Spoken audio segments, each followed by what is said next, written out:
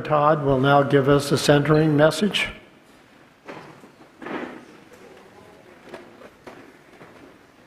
These are the brief words from the great Unitarian minister Jose Ballou. Very brief, but I think perfect for opening an annual meeting. If we agree in love, there is no disagreement that can do us any injury.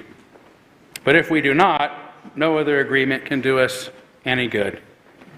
Let us endeavor to keep the unity of the Spirit in the bonds of peace.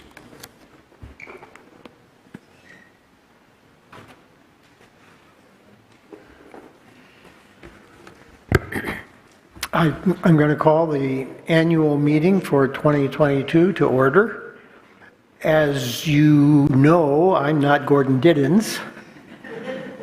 Gordon had to bow out at the last minute, so I've been appointed by Lynn Janesian, the president, to be the acting moderator.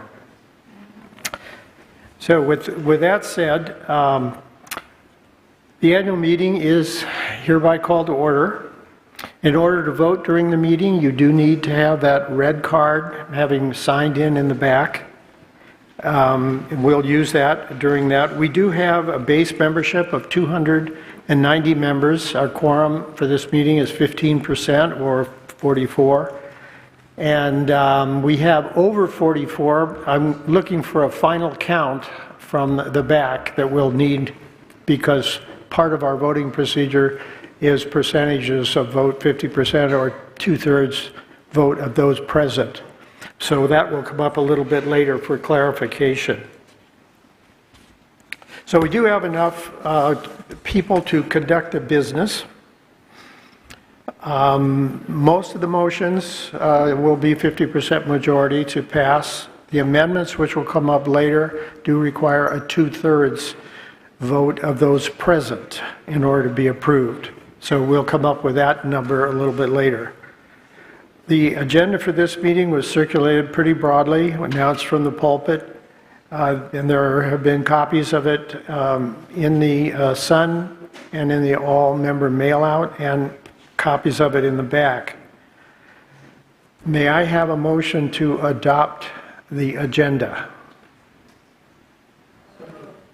We have a so moved from Dick Steele, and a second I heard somewhere. Thank you. We have a second. So we'll go ahead with that agenda, and that will be our guideline. It does have a 2:30 closure time. We'll have to decide if we get to 2:30 and we haven't completed the meeting, we'll have to decide whether to vote to extend the meeting now or to adjourn the meeting and then continue the rest of that business at some other point in time. And what we'll do during any of the votes is, there's some instances in which I'll just be able to ask, is there any objection? And if there isn't, then I'll just declare that whatever motion happens to be passed, except with regard to the amendments, we're going to have it yay or nay on any amendments, regardless of what, what the presence appears to be with regard to in favor or against, so that everybody will have a chance to vote on an amendment, either for or against it. At this time, let me go through some of the extra stuff you may need to know that I would normally present as a parliamentarian. And I've mentioned some of it already. I'm going to reserve the right occasionally, if I have to recess the meeting for a few minutes if I need to look up something in the bylaws, if that issue comes up, or look up something in Robert's Rules of Order. As you know, our bylaws say that if it isn't in our bylaws, then we have to go to Robert's Rules of Order to see if we can solve the issue, if there is an issue. Normally, as I said, I can declare a motion passed or failed just based on asking for those to verbally give me a go-ahead. But in the case of the amendments, we will actually be taking votes.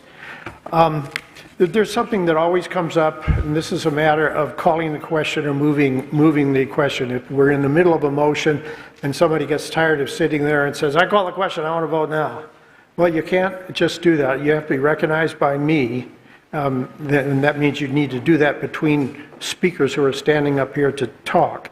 And then we can do that, but it takes a second to that motion. It takes a 2/3 vote because we're cutting off people who might want to speak. So it takes 2/3 of a group to vote to close the debate otherwise. So as you think about not doing that, but you're certainly welcome to do that.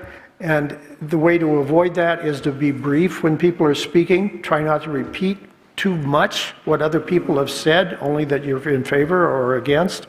But if you need to speak and want to make your point, certainly you're welcome to go ahead and do that. But we do have a time limit at the end of the meeting of 2:30, and if we get there and we haven't gone through all the amendments, that could be problematic.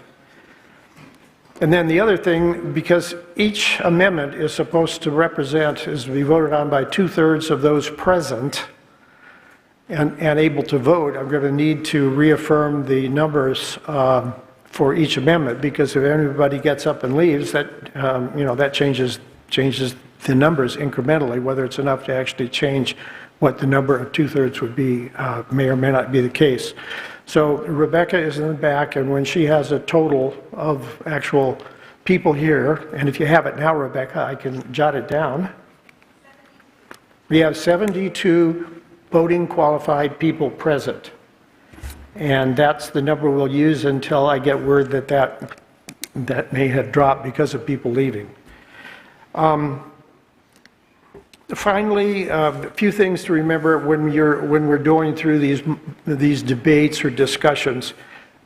Restrict yourself to 2 minutes. Robert Janesian will wave a yellow card at you when you've got 30 seconds left.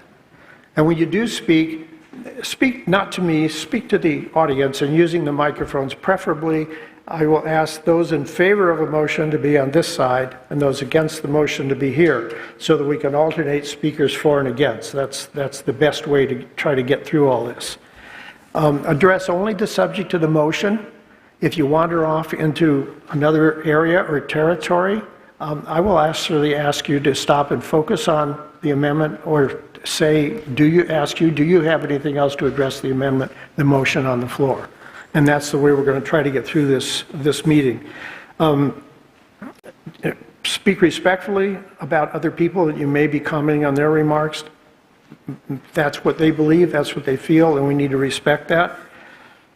And also listen quietly out there in the audience to what people say, whether you agree with them or don't disagree with them. There's another thing that we haven't used before, but there's something called a point of order. If you believe that somebody is misstating something or is stating a falsehood, you're entitled to raise your hand and say, point of information.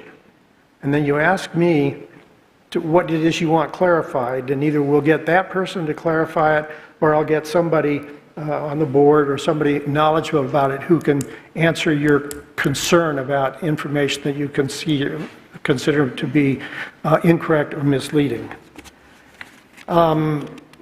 We won't, in order to keep this going the best we can, after you've spoken once, you won't be able to speak a second time until everybody has spoken. And then you won't be able to speak a third time until everybody has spoken their second time. Okay? And we do have a 2:30 end time, as I said before, so let's move as fast as we can through all of this. The next item of business is the approval of the 2021 annual meeting minutes. And they have been posted on the website, and they have been available on the back table. Are there any corrections or additions that anybody would like to make to the minutes that have been on the web and posted and available in the back?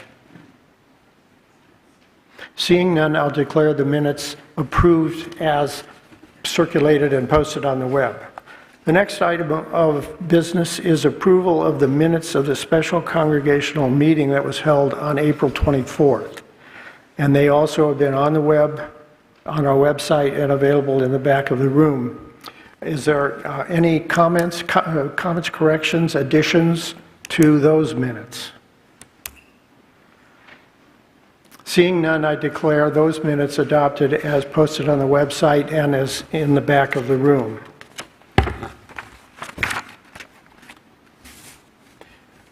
Next item is a presentation of the candidates for the Board of Trustees, followed by a presentation of a nomination for the nominating team itself. And I'll turn that over to Nancy Avery.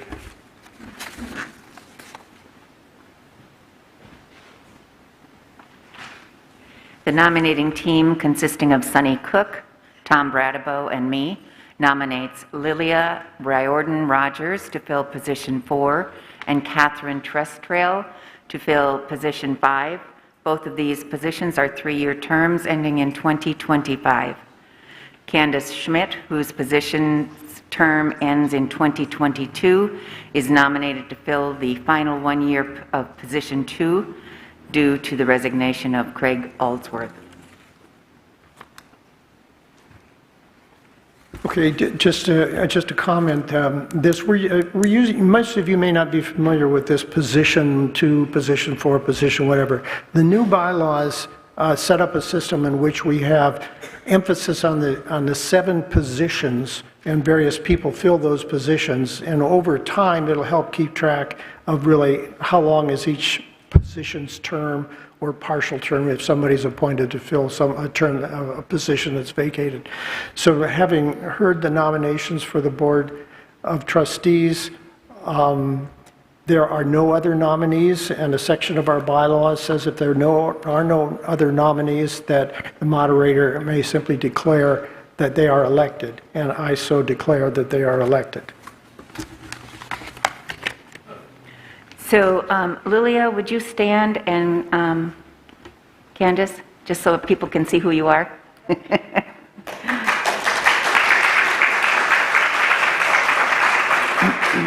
Thank you.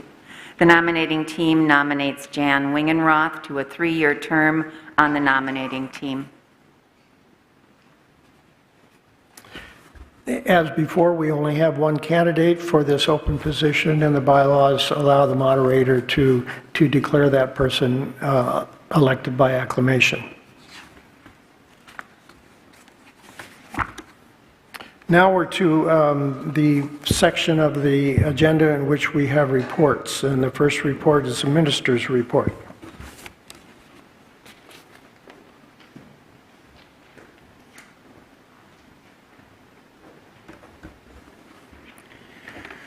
I'm going to keep my report very brief because we have a long agenda and I don't want to be redundant. So most of my, actually the entirety of my report is in the annual report. Some of you have it in your hands. You can pick it up in the back, or you can read it online. So I'm not going to take time to read the whole thing. I just want to kind of hit the highlights. And I think the biggest interest to me is where we are at in our attendance, which is rather difficult to ascertain these days because our streaming service has obviously exploded as far as usage by our members. We do know that most of those who stream with us online are local. They're about 80% local, and then we get some newer members and friends from mostly around the state, Washington, but also even other countries and some on the East Coast. But the interesting trend in churches around the country is that once the restrictions were limited and people started attending churches in person again, they rose really quickly to about 65% of their pre-COVID levels, and then they have leveled off at that. And so a lot of folks are seeing this as the new normal, that about 35% of people will continue to stream. And by the way, people cross over. It's not like you have the in-person folks and the streamers folks tend to do both. So I think given everything we've gone through the past 3 years, our numbers look pretty good. So I'm pleased with the attendance. Another thing I obviously have continued to focus on in my own ministry the past year is my continued concerns for what's going on with our liberal religion. I'm very concerned that liberal religion may soon disappear in this country, and I think that would be a tragedy. I'm honestly losing hope that I and others are going to be able to turn that around. I'd give it a couple more years. But, and it may come back someday when people wake up and say, my goodness, what did we do? But I'm not so sure we're going to be able to restore it, but I'm going to keep trying for at least a couple more years. I would say that there are, a day doesn't go by where I don't hear from somebody new who has learned about what's going on, wondered what's going on in their own congregation, and have reached out to me to say, oh, I read your book, or I'm following you online, or I'm attending your services. Thanks for what you're doing. This really helps a lot. So I experience that there's an awakening and an increased conflict around the country in what's happening. And to me, that's a good sign. Either people don't know about it, they don't care about it, or they're fighting over it. So right now, the latter to me is the better choice. The rest of my report is really expressing my deep gratitude to just about everyone, and I really name people specifically in my report, particularly our incredible staff and our incredible board and our incredible volunteers and our incredible congregation, because bottom line is we're all in this together, and we've set up systems so that we can work well together to achieve our mission. And I don't want to start thanking you now, because there really are so many people mentioned in the report specifically that I'm just not going to do that. But please know, to everyone here, to all of my staff, and all of our leadership, I know how hard that job can be, and I know how hard you guys have worked the past year and a half on the bylaws. Tom, Gordon Diddens, wish he could be here as well, but I would want to thank so many people. But I'm just going to end with a general gratitude and encourage you to read my annual report, because I remain very grateful to be part of this extraordinary historical community. So thank you for all you do.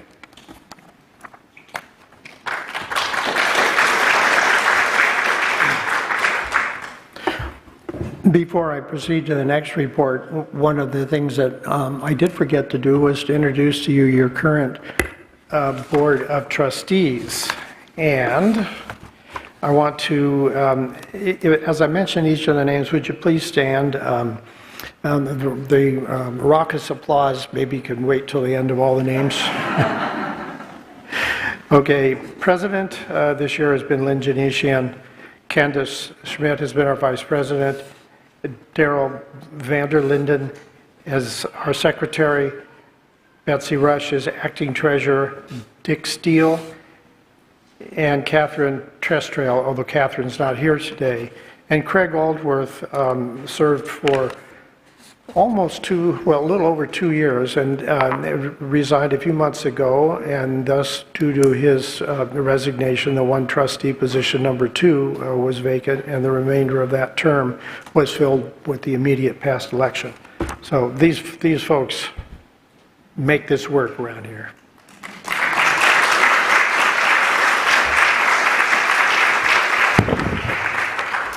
And now let's have a report from Lynn Janesian as president of our board.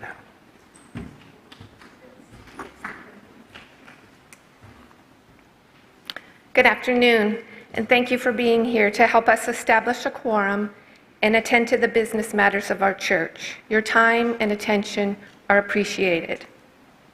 I've written and submitted the first annual report I've ever written in my life as one of my responsibilities as Board of Trustees President.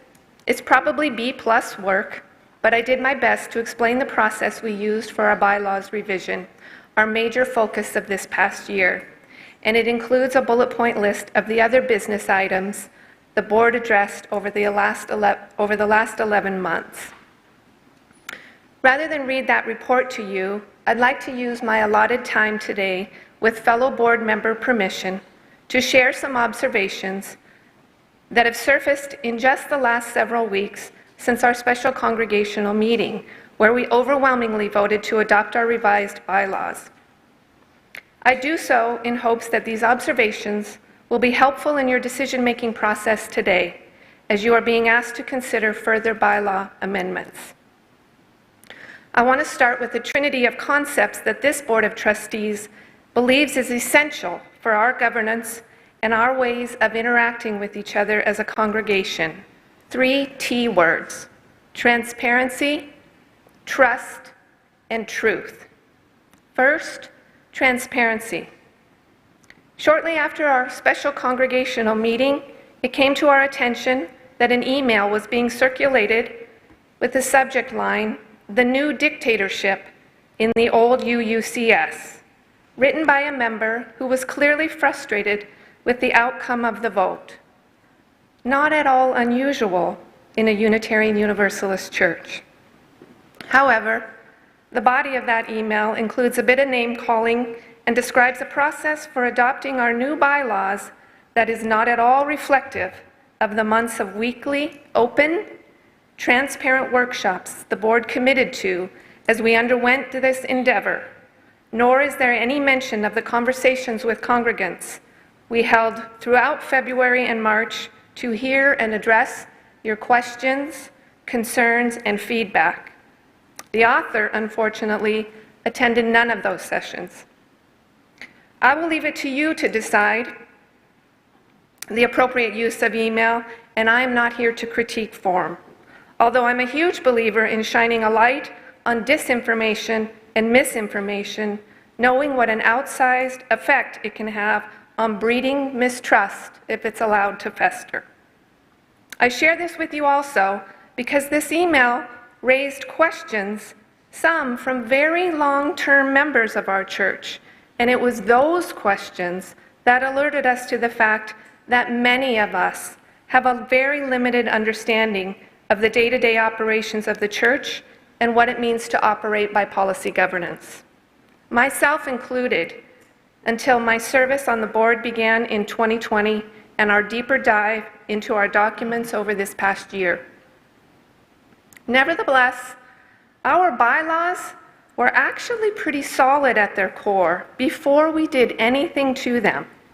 We had a few conflicting sections that needed fixing, but the vast majority of the work that we did was make the words more the language more reader-friendly, accurately describing the roles and responsibility of the minister, the board of trustees, and some of our key teams like personnel, finance, and operations, and clarifying the mutual accountability amongst all the governing bodies. It was a slow, sometimes painfully so, thoughtful, and transparent process, resulting in a document that we believe, and most of you believe by your vote, better reflects our intentions of how we wish to govern ourselves. The structure of that governance follows in order federal law, state law, our articles of incorporation, our bylaws, and lastly, our policies and procedures, likely to become the board's next clarifying project. The next T word I want to discuss is trust. One of the achievements of the board this year was the updating and re-signing of the Ministerial agreement. Despite any rumors you may have heard or emails you have received, this document update did not change any power, authority, or responsibility structures that have been in place with Reverend Eckloff since he arrived more than a decade ago. Todd was hired as the chief executive of the church and remains so today. The intention section of that document remains word for word the same, and it's so beautifully written, I'd like to share a brief section. The intention of this letter of agreement is to set forth the responsibilities and obligations of the minister to the congregation and of the congregation to the minister as we seek to dwell together in peace, to seek the truth in love, and to serve one another and the larger community. It is recognized that no matter how carefully this agreement is written and observed, the relationship between the congregation and the minister must be grounded in open communication, mutual trust, good faith, and an open and fair process on both sides. With this in mind, we made updates to the ministerial agreement that include things like terminology changes from management team to operations team, from team on ministry, of which there had been none for many years, to the shared ministry team. Other sections were updated to more clearly define the authority and responsibility of the ministerial role, not to change it, and to ensure there were no conflicts between the ministerial agreement and Article 10 of our bylaws. With open communication, good faith, and a fair process, we've got all the checks and balances in place with an absolute necessary foundation of mutual trust. My last T word of the Trinity is truth. While I found myself a bit perplexed and disappointed about the circulating email, and it was not fun to read, I appreciate the person who sent it to me to make me aware, and I'm grateful for those of you who questioned its content and reached out to clarify any concerns it may have raised for you. I hope you will continue to do so. In a world where we are bombarded with disinformation and misinformation, truth-seeking may be our most necessary endeavor. A quick hint that we practice over and over again in the Tuesday Kurdkara Dojo meeting, of which I'm a little addicted. Watch for ad hominem attacks. If there is name-calling or labeling of another human being, we probably need to investigate a little further to seek the truth.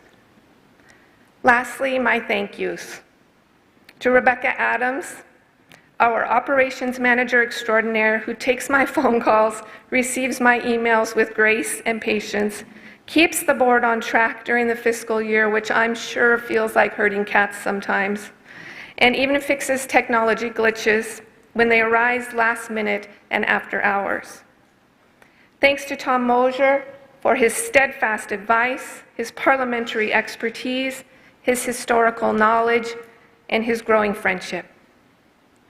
Thanks to Todd Eckloff for his consistent, dependable approach to leadership, an openness to discuss his perspective, decisions made with reason and always backed by evidence, and most importantly, an unwavering integrity that can be rare to find these days. Thanks to my fellow board members, your support and guidance as we have faced challenges and continue to learn and grow together in what now feels like a little mutual admiration society with a little humor thrown in for good measure. And on behalf of the board, we thank you, this congregation, for the outpouring of support and appreciation we've received from so many of you as we finish up fiscal year 21-22, the year of the bylaws revision. Onward and upward, my friends.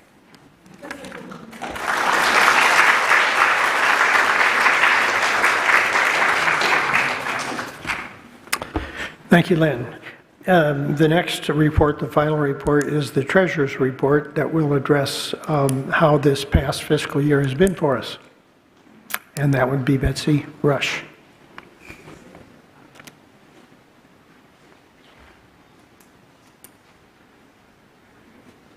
Thank you, Tom. My name is Betsy Rush. I'm going to be speaking today about the treasurer's report, which you can find in this document, which is on the back table. I think it says it's on page 6. Would you like a handheld mic if you're... No, I'm good. Can y'all hear me all right? Yes? Okay, I've got a few slides here to guide my discussion.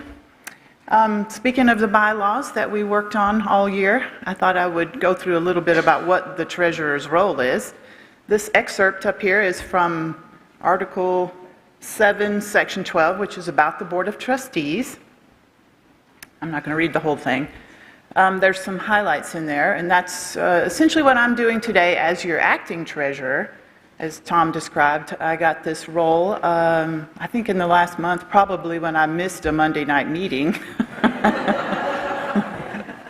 I'm picking up for Craig Aldworth, who capably filled the role for us for the last 2 years, I think.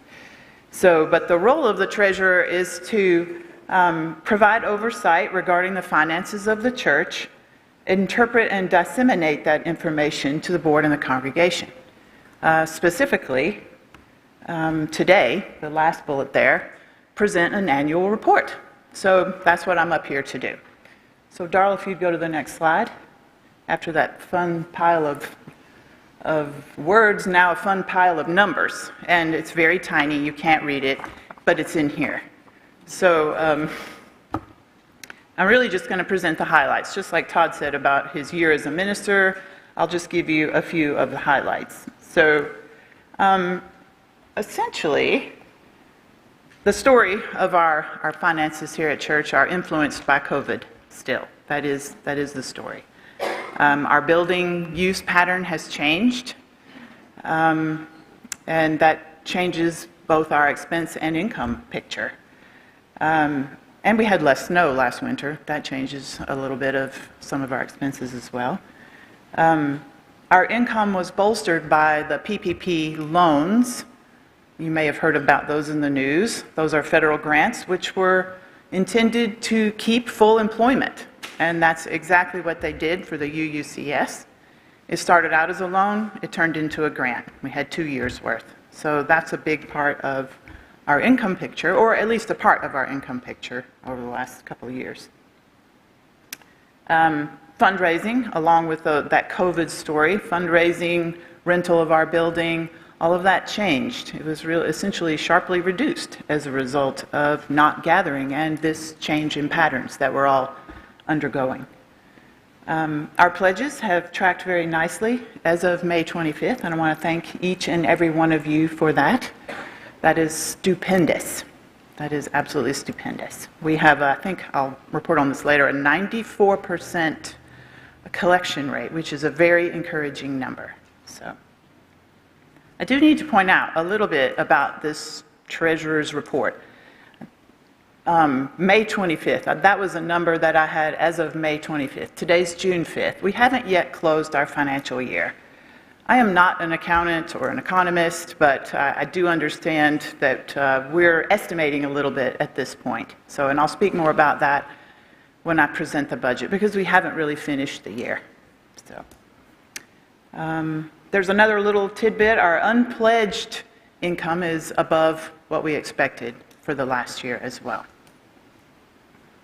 And then the endowment fund has been riding the stock market up and down, if you pay any attention to that stuff, but nonetheless has contributed to our operations and our operational budget. So in conclusion, essentially, we are at 91% of our expected budget for income at this point, 77% of our expenses are budgeted expenses. So those are good. That's a good relationship. And we actually have a surplus that we're going to be able to apply to next year's budget. And I'll bring that up when I present the budget in a few minutes. So that's it for acting treasurer.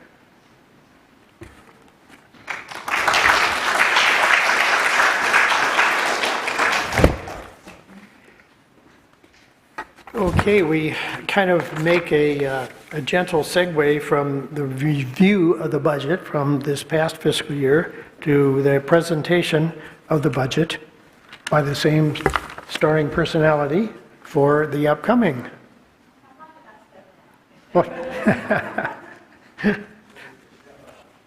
So, are we going to make it? We're going to make it, or do I have to tell a joke or something? I can't do that. I don't do jokes. I can never remember the punchlines. I fully delegated the facilitation to Tom and didn't pay any attention to the agenda and where this actually comes up, or I wouldn't have gotten down, although. So, anyway, the budget. So now we'll go to the budget. I wanted to, a little bit like the treasurer and apprising you of what that role is all about, I wanted to describe the budget process before I go into what the proposed budget is. And just like that annual report that I presented, the proposed budget is also on the back table in summary form if you want to look at the details. I'm going to give you a high-level just like I did for the treasurer's report. So the process of putting the budget together starts out with drafting. There's those little orange boxes up there. They kind of flow top left corner to the right and around in a circle. So this is a 4-step process that I'm describing of how we arrive at our budget. So the budget is drafted, and just like you might draft your budget, it essentially starts with the things that are immutable, the expenses that you must, administer to. For example, insurance. We don't like to pay it. We all have to do it. We pay insurance on this building. Those kinds of expenses we have to take into consideration and put them in our budget. So that's the first step. That budget is drafted. And then we have the first budget summit. This year it was on March 2nd. It was attended by our finance team, our ops team, Board of Trustees representatives, the treasurer, and whoever else was interested in coming. And we, at this point, are putting together the budget before we've actually had our generosity campaign or our pledge campaign. So at this point, we consider priorities of the board or the congregation that we've heard, and we're in somewhat aspirational mode. We may put things in that budget that we want to do with our money that might be different from that original draft. So that's what the first budget summit is about. This year, for example, we put in, I think, $10,000. Was that right, Tom? For the Capital and Reserve Fund. We haven't funded that in a few years.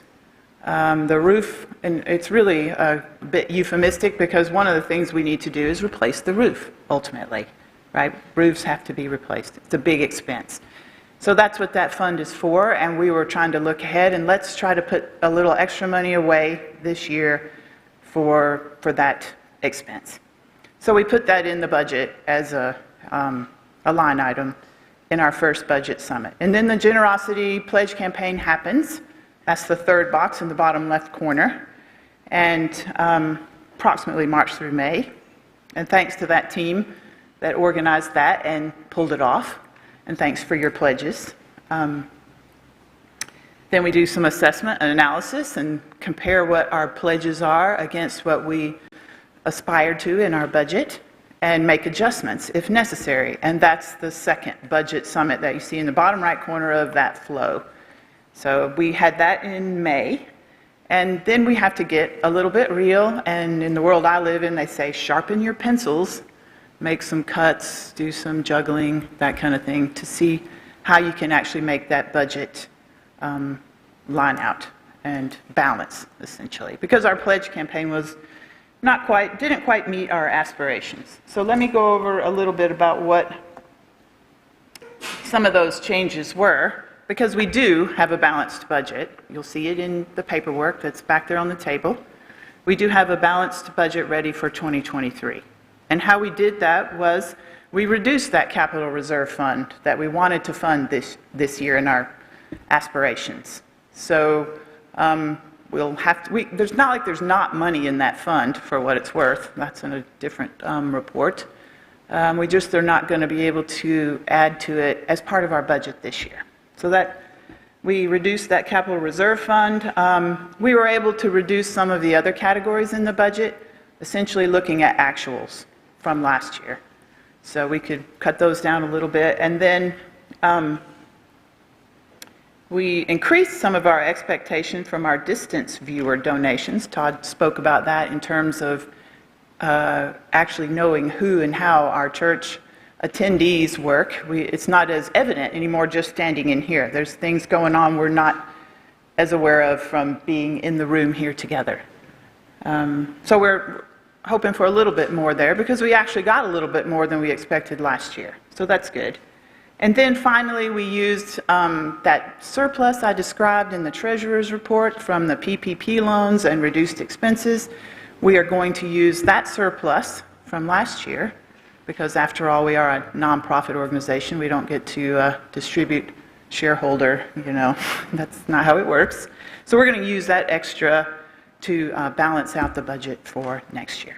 So that's how we arrived at a balanced budget. Thank you to Rebecca and the ops team for all their work in those 4 boxes I described earlier. Just looks like 4 boxes. It's an awful lot of work.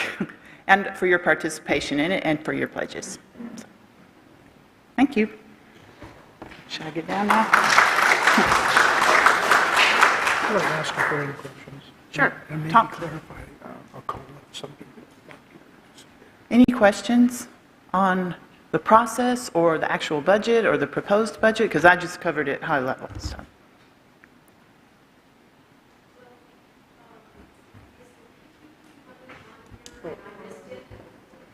Repeat. Yes, the question is the PPP money on the proposed budget? I'd have to look at it to see if there is a line item for that. Rebecca says,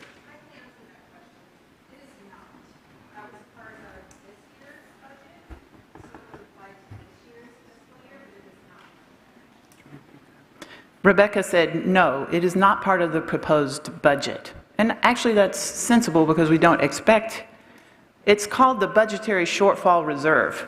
Is it not on there as that, Rebecca? The budgetary shortfall reserve is on there. Yes. Because we received a PPP loan within this fiscal year, that put us in a financial situation where we have a little bit of profit, aka a surplus. Okay. So that is due to that PPP grant, and it's also due to our reduced expenses. Okay. So that money, you can't really separate it, it's all part of the big picture.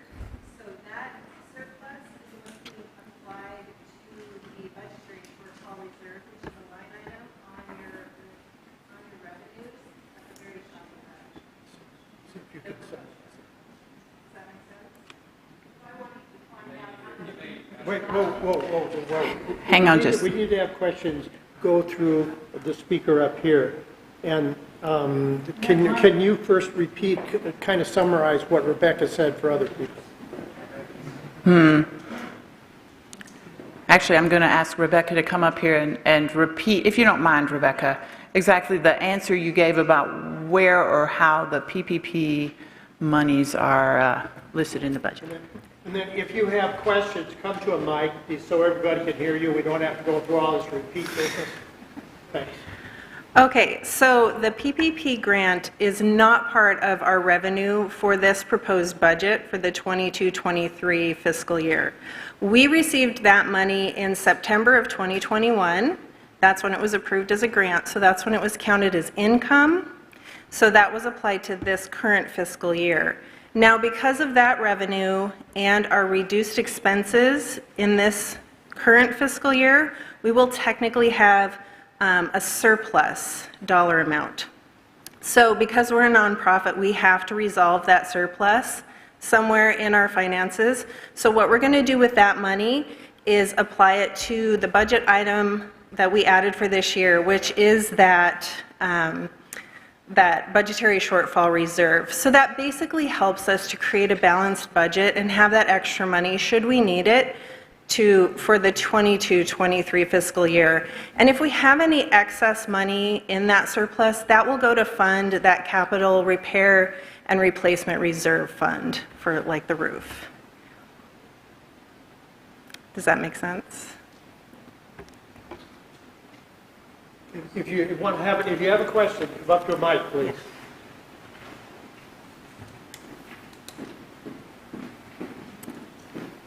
I just wanted to know how much. You have to get real close. I just wanted to know how much we received in PPP money, and if it's written down and I'm missing it, please let me know. So we did receive $42,000 for that. For the second round was $42,000. So basically that covers 8 weeks of our employment costs. Yes.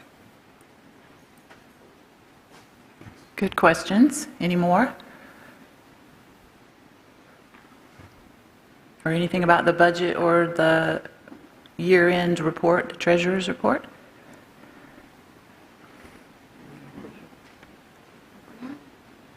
We have one more question coming up.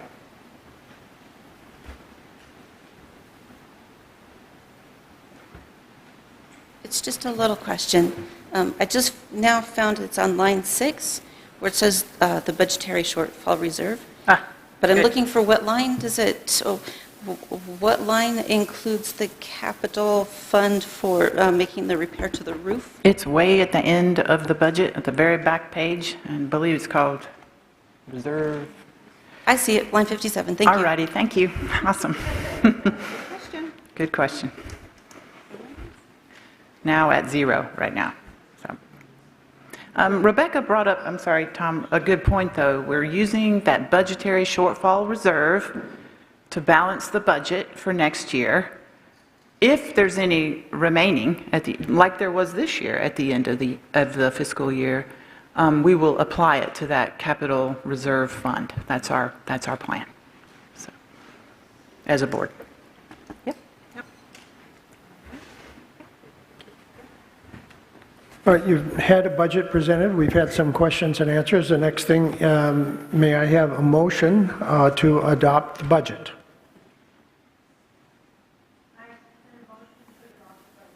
Okay, Sue Sturritz is a motion to adopt. Do I have a second? We have a second. Okay, are there any objections or any other comments about the budget? Seeing none, I declare the budget adopted as presented in this meeting.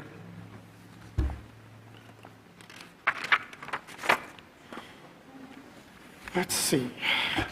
Now we're to the amendments, and I think we've done real well. We've only been at this for about 50 minutes. So right now we have 75 qualified voting members present.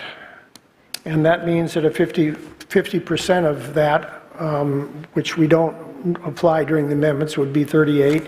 And as far as the 2/3 votes needed for any amendment to pass, it would be 50 votes in favor to pass. So we have the amendments have been listed in general description in the notice of the meeting, and they have been available at the back of the room. And we're going to just proceed through these one by one. The first amendment motion is one by the Board of Trustees, and I will let a board member make that motion, and then we'll get a second, and then we'll have conversation and discussion about it.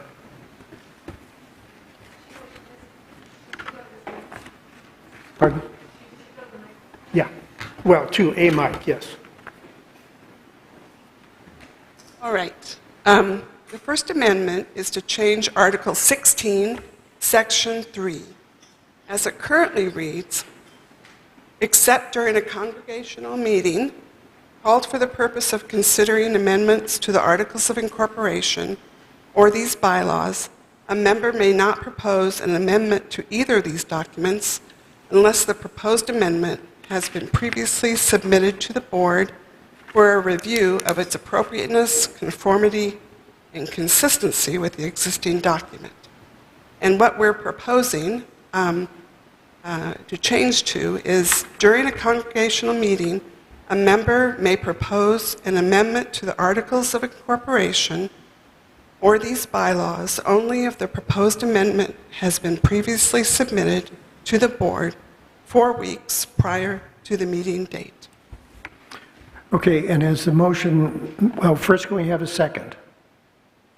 Second. Okay, the motion has been seconded. The motion was made by Candace, and the motion maker has an opportunity to speak first to the amendment if you choose to, or to designate someone to speak on your behalf. No, I'm happy to do it. In hindsight, we read through Section 3, what's currently, what the bylaws say. We thought that it read that amendments could be turned down by the board if they were considered to be inappropriate or didn't conform with existing documents, and that was not our intent. So that's why we are proposing this. So. Okay, is there, what I would like to do now is to have any discussion, those that would like to approve the amendment to be with this mic, and those who oppose amending it to be at this mic. So would those who wish to make comments please come forward and make any comments? I have a hand in the back. If you want to speak, would you come to a microphone, please?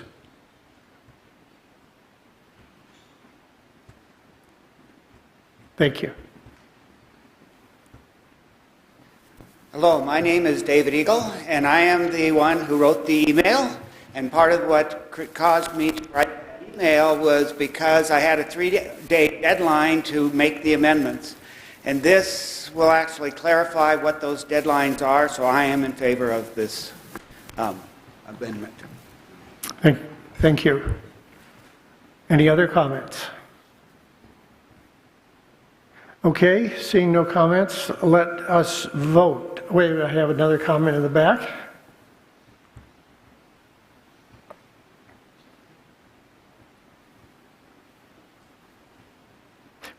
Before you speak, I would emphasize that the 4 weeks that is mentioned there, submitting to the board, gives the board a chance to deal with trying to see whether there's any kind of domino effects in other parts of the bylaws so they can address it comprehensively when we do get to an amendment.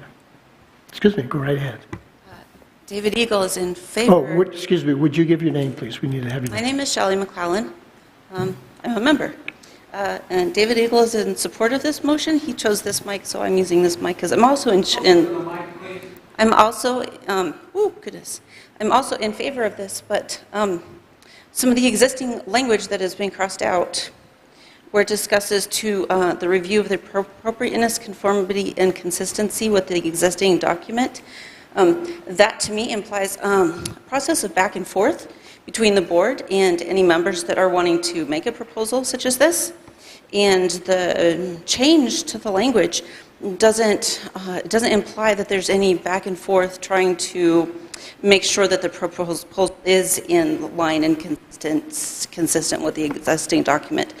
I don't know if that's something to address in the future, but I'm also in support of this change. Thank you. Thank you for your comment. Any other comments? Okay, seeing none, let's have a vote. This is where we're going to vote for those in favor of the motion. And I won't do a count initially. Let's just raise your red card if you're in favor of the motion. Okay, lower your cards, and those who are opposed to the amendment, raise your cards. Let it the record show there were none who were opposed to it. The motion passes unanimously.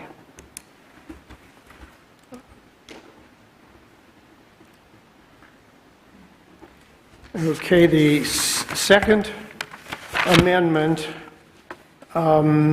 which again requires the 2/3, and as far as I can tell, we have the same number of people here, 75 people, so the number required to approve the motion would be 50 votes. The second motion, I believe, is going to be presented by Susan Tyler Babkirk, and I'll let her make the motion. And then we'll look for a second. And you do have to almost eat that mic. I'm Susan Tyler Babkirk. Go for it. Okay. So I move to add a new subsection E to Article 7, Section 14 to read as follows. Appoint a special committee to carry out evaluations every 2 years of the ministers, and the ministry of the church. Through a variety of means, the special committee will solicit input with the intent to discern strengths, areas for growth, and the congregation's perceived ministerial needs. The special committee will determine evaluation criteria in consultation with representatives from the shared ministry team, the personnel team, the board, and the minister or ministers. The special committee shall consist of 2 members of the shared ministry team and 3 members.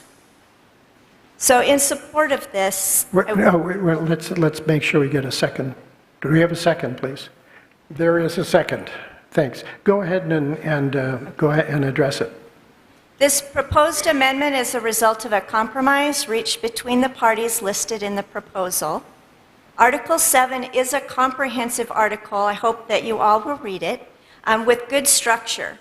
However, I support the amendment. And based on a personal experience as a board president during Linda Hart's tenure here, It needs additional specificity to ensure that we as a congregation are regularly reviewing the various areas of our church's ministry as a whole. A church's ministry is not only about the minister. Just as any organization regularly evaluates how well they are performing their various functions, a church should also engage in such a regular process. And we do have that structure. I just feel like we need a little boost to make sure that we actually do it. This amendment adds a regular process that does not put the entire burden on the shared ministry team. The amendment forms a special committee. This amendment encourages a learning mindset and a collaboration with the personnel team, shared ministry team, the minister, and the board in determining the means and the criteria for each evaluation cycle. That also means if you're on the shared ministry team, you're not signed up for life to have to do this evaluation every 2 years. It gets more buy-in and more people involved. And it does not need to have every detail in the amendment.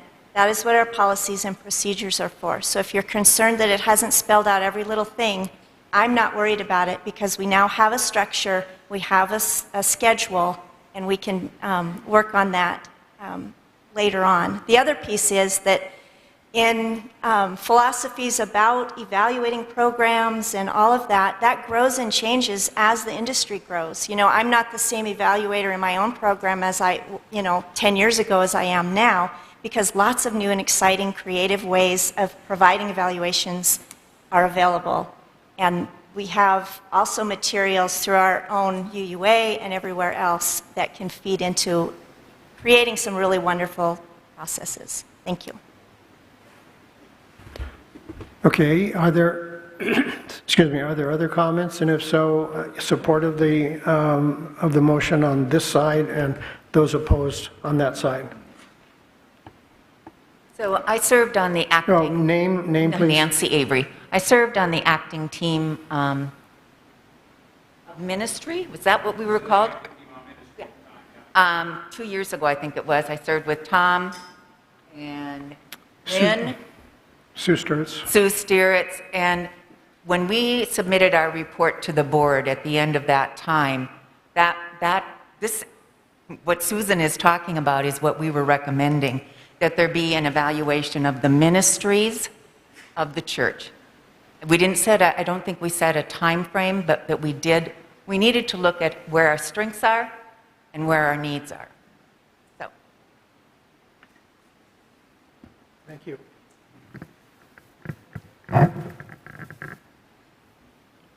My name's Lynn Janishian, and I oppose this bylaw amendment.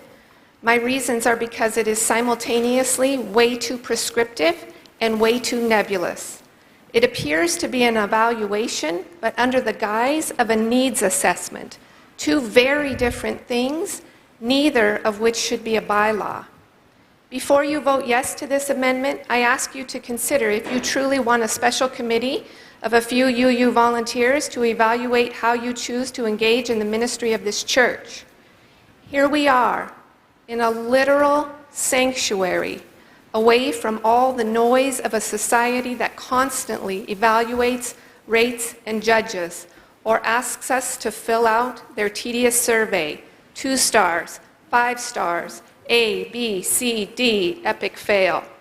We claim all are welcome here, whether you bring your 5-star enthusiastic contributions of time, finances, and talents, or you're in a 2-star slump and you just want to drag your sorry self in here for some peace, rest, support, and comfort.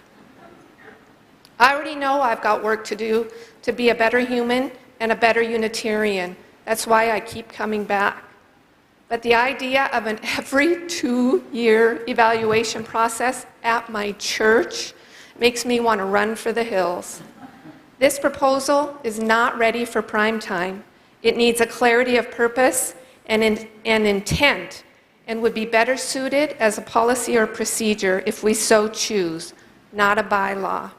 I urge you to vote no for now and encourage us all to continue conversations at a later date with the authors to better understand their intent. Thank you. Marianne Winiford. I am in support of this amendment. We have not had a a review of the minister or the congregational needs very often. That sort of fell by the wayside for some reason. So I think it does need to be a bylaw so that it's in there so that we will do it. I don't think every 2 years is too often for the congregation to give feedback on how the church is doing, how the minister is doing, how the teams are doing. This is not a referendum on Todd. It's not a referendum on the board. It's a referendum on what the church is doing and what we want it to do. So I am in support of this amendment. Thank you. My name is Jean Larson. Oh, thank you. Okay. Yes. My name is Jean Larson, and I'd like to point out that... Just state if you're in support of it, please, or against it. Oh, yes, I'm in support of this motion. I want to point out that as well as the bylaws, we have the policy governance document, which we operate under.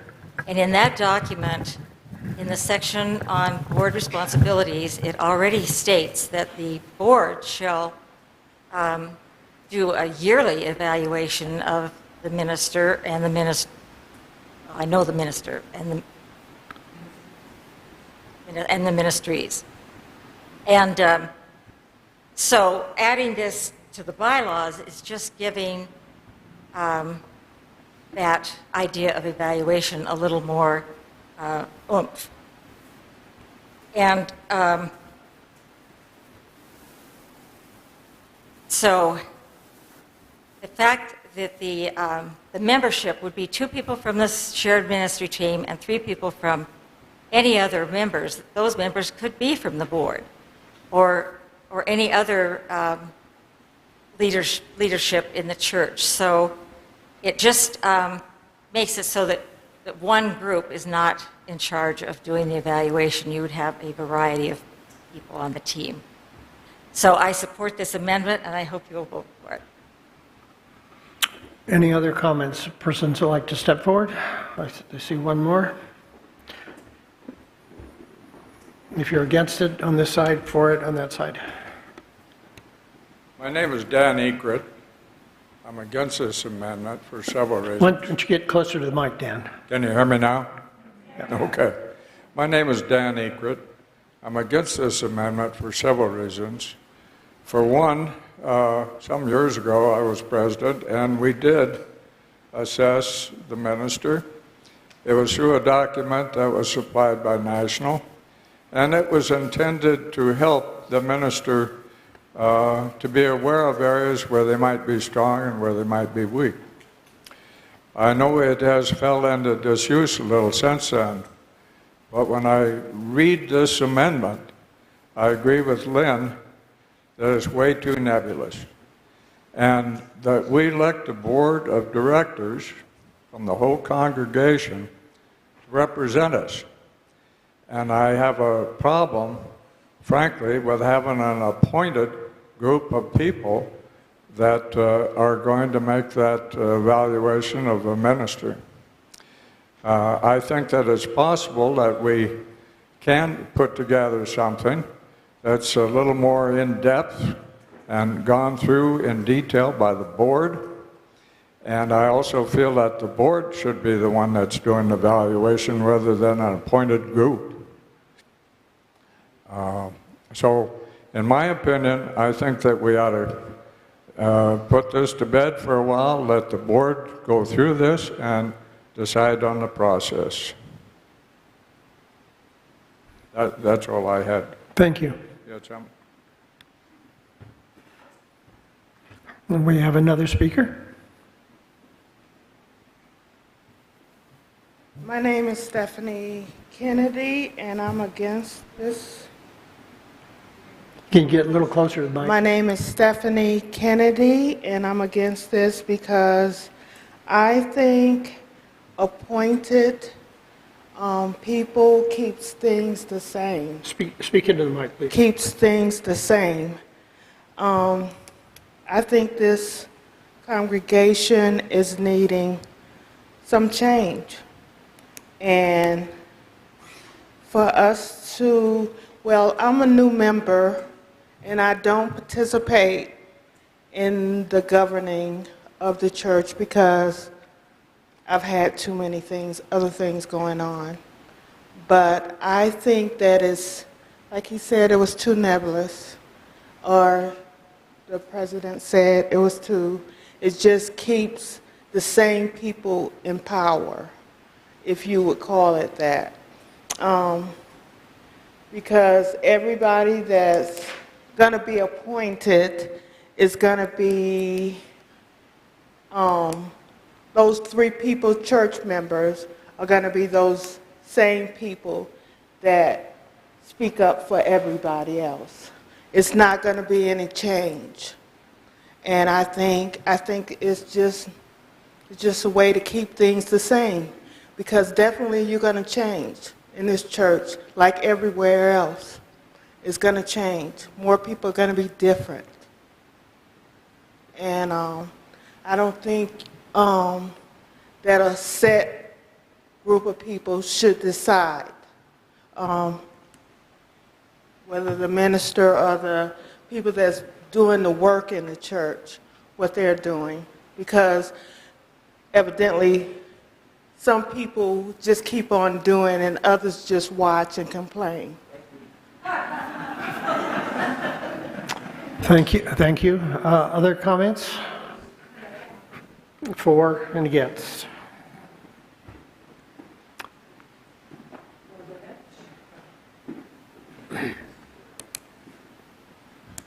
My name is Linda Green. I believe it is important for every employee, regardless of position, to be given an evaluation of his or her performance. In every field that I know of, it is a normal business practice to assess strengths and areas for improvement to fulfill the mission of the church or organization. This benefits the person as well as the organization so that both can reach their highest potential. Thank you. And that's where I want to focus. Could we have your name, please? Sure. Deborah Jackman, music director. And normally I do not speak in these meetings, but I would like to speak about this part of this amendment. I remember when we did do assessments across the board, you know, it wasn't just about the minister, it was about well, in my case, the music ministry.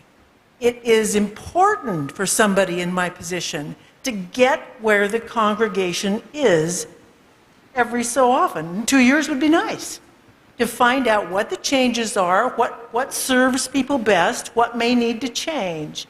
And I would welcome that kind of input so that I can have a better base from which to do my job. Here's what I notice, is that people are willing to come up to me when they like something and they'll say about it, I love that, of course. But people aren't so willing to come up and tell me what they don't like. And so then I get information around the corners, so to speak. I don't like that very well. I would like to have a situation where I get direct input from the congregation, all kinds of it, so that I can weigh and look at things and try to see where the main lead of the group is, and so that I can find ways to serve people that might be in the minority as much as I can, too. So I would like that. And so we get excited and it says, the special committee will solicit input from all of you. That's what I'm assuming. And discern the strengths and the weaknesses, et cetera, et cetera. So I'm getting the yellow tag. I've said enough. Thank you.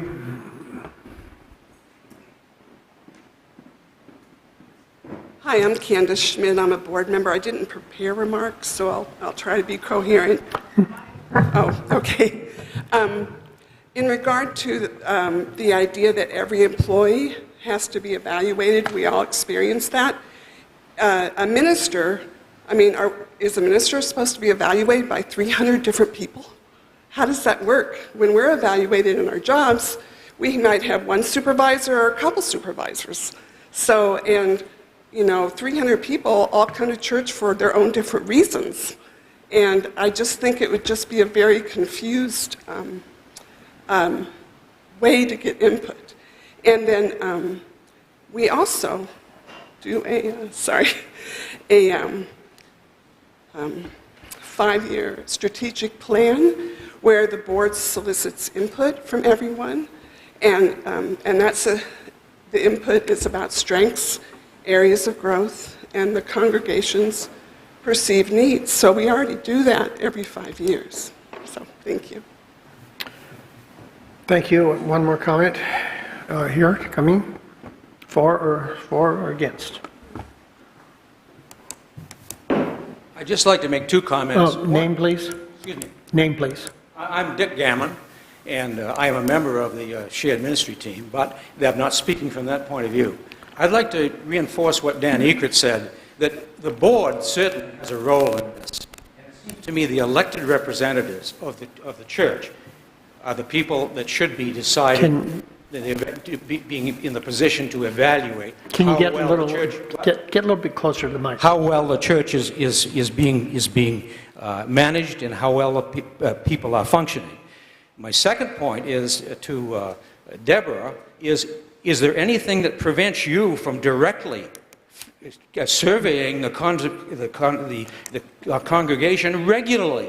Why do you need somebody else to do that for you? I don't really understand. Dick, please don't address her. You can address me, Okay, and if she wishes to respond, she can. I don't understand why anybody else needs to do that. It seems to me staff members of the church can survey people in their area of expertise to find out what the congregation wants. So I don't understand why you'd want to have somebody else doing that.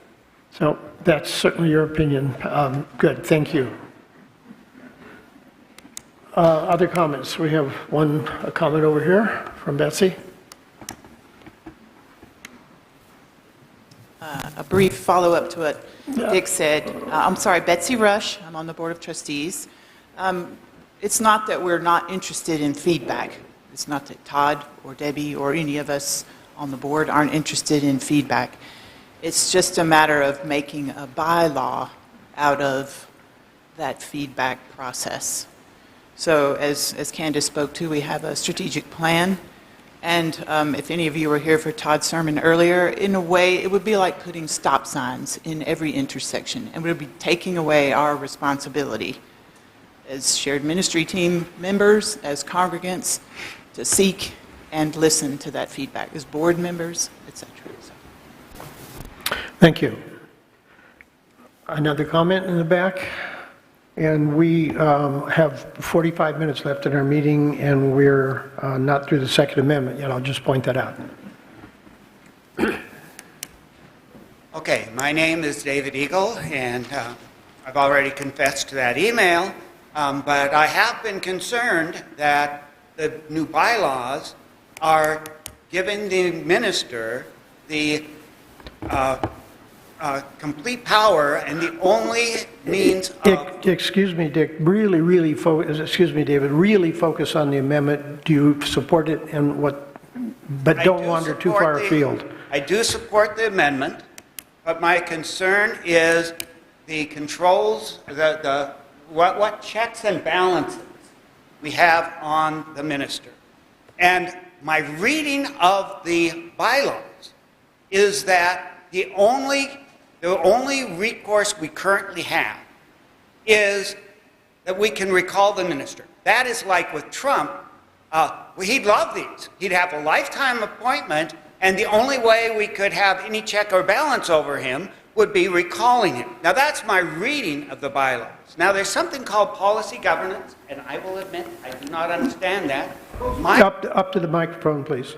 Okay, I agree. I do not understand policy governance, but my understanding was we first get the bylaws, and then we go back to the policies and procedures and revise those to be consistent to the bylaws.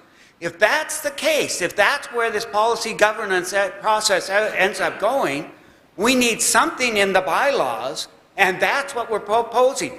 maybe it would be better if it's in the board, but that the board would be doing that, but that is not yet in the bylaws. So that's why I'm in favor of this motion. Thank you. We have a comment over here, please. Come forward. No, come forward to a mic, please.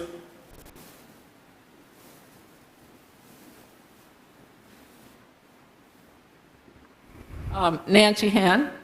I have a question, because people are talking about the board doing it and so on, but does the amendment spell out how the evaluation is done? Because that seems to be part of what people are talking about. So I'm in favor of evaluations. I was part of Linda Wittenberg's, but I would wish we had done it differently, I have to tell you.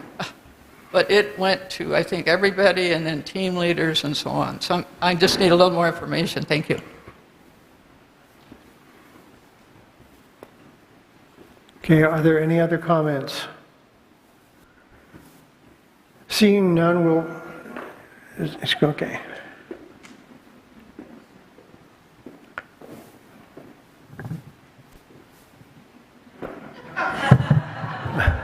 I assume that's a neutral position. There's been some pretty good arguments here. And this is Reverend Eckloff. This is Reverend Eckloff. Except for the Trump comment, I don't think you meant to compare me to Donald Trump. Perhaps not the best analogy, I hope. But, you know, I remember 2.5 years ago during that damn UUA evaluation where they put...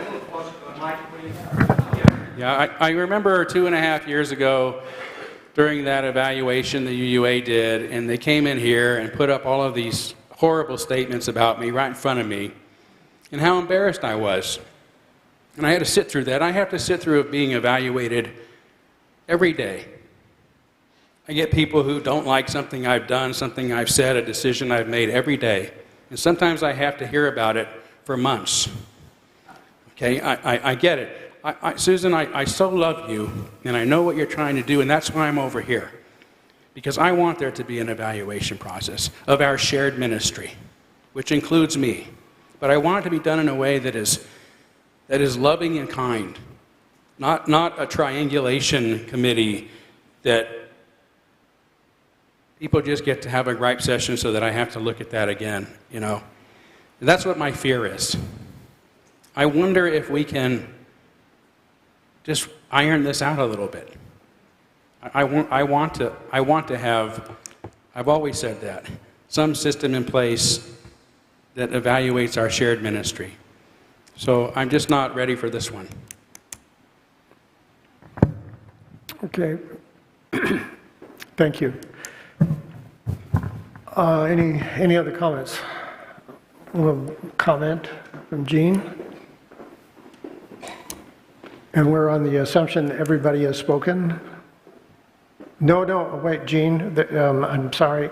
We have another person who just raised her hand, so you'll have to wait till that person, because you've already spoken once on this.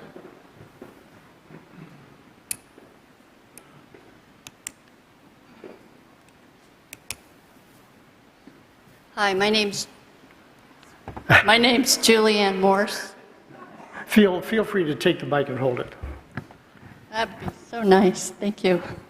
I think until Todd stood up, he said exactly what I felt.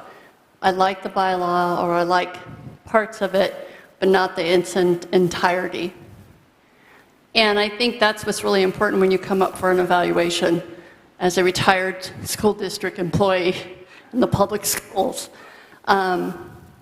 So that's what I would say, is that as I sat there, and Todd, I always thought, yes, I have to stand up and say, I am not for this in its current description. I think it needs to be revised, because I do know this minister, he's willing to listen, but I think we got to do it fairly. And I know as a congregant, and having been here for a while now, we all have our differences, but we do agree that we need to have discussion, and I don't think it's ready. That's my view. Thank you. We have one more speaker coming down the aisle.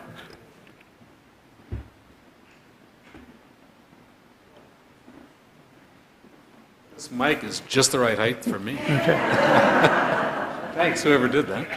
I'd like to speak. Darrell Vanderlinden. I'm on the board. I'd like to speak against this amendment, primarily for one reason. I agree with what Todd said. I think evaluations can be done too often. They can become very acrimonious. I've experienced that in the teaching that I've done. The other point is that the bylaws that we wrote a new section on shared ministry. We put together a process whereby an evaluation of the minister and the ministry of the church would take place. I would like us to give that time and see how that works before we go to something else that is more prescriptive. So that's why I oppose this amendment. Let's give it time, let's see how this works, and we'll go from there. Thank you. Thank you. I think we're, Gene,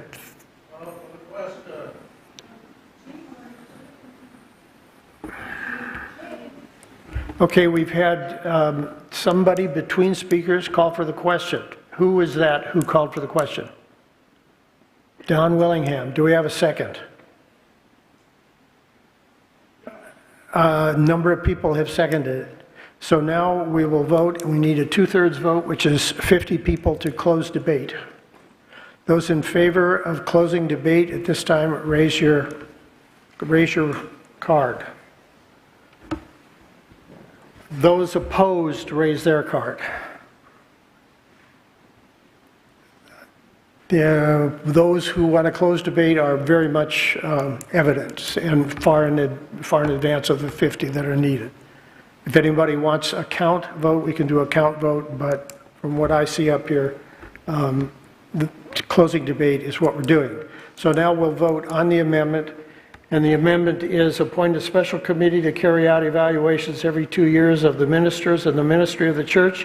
Through a variety of means, the special committee will solicit input with the intent to discern strengths, areas of growth, and the congregation's perceived ministerial needs.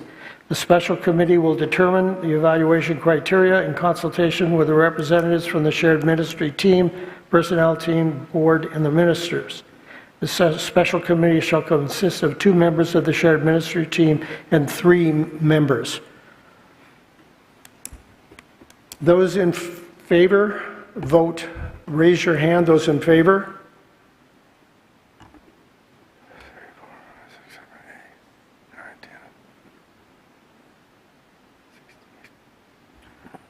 I need a count from the counters.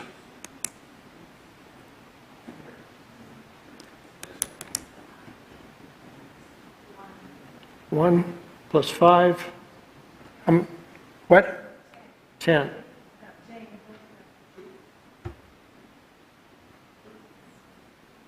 Okay, that is, okay, 18. Okay, those who are against the amendment, please raise your cards.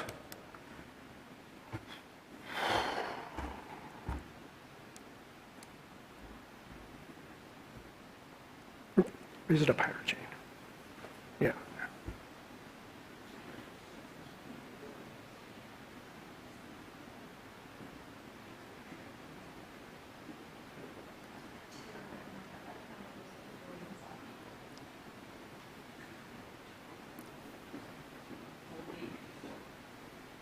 (10 plus 14 plus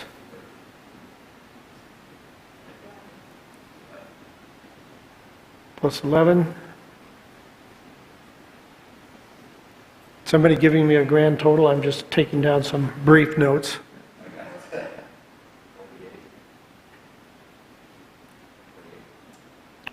$48. That is. Nope. We had far less than 2/3 that were for it, so the motion fails by 18 to 48. Is that your final figure there? Okay. All right. So now we move to the next amendment, which is the 3rd amendment. It failed. Well, it didn't approve. Okay, the next amendment, my understanding, is presented by Jean Larson, what we're calling Amendment 3. And you can address the motion after you make the motion. And it's seconded. Jean Larson again. Oh, you need to be a lot closer to Jean Larson, yes. Okay, the third amendment motion pertains to the instructions that are given to the shared ministry team. And it's a change to Article 15, Section 1C. And we want to change it to read as follows. The team, meaning the shared ministry team, shall encourage input from congregants and share impressions, observations, concerns, and recommendations with the board verbally, at least in the spring and fall. And the only change is we've added the words encourage input from congregants.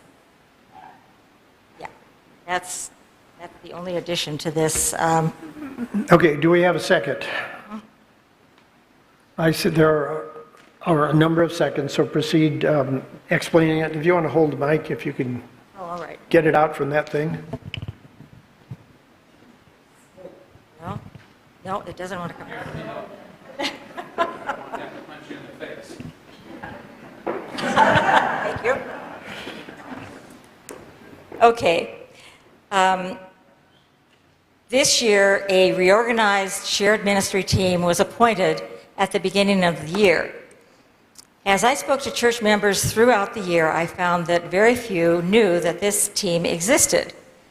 This team is where members can take any concerns or suggestions about the operations of the church. Therefore, the addition of the words encourage input from congregants will ensure that the committee itself publicize their existence and their purpose. So I approve this amendment. Thank you. Do we have any comments, one way or the other?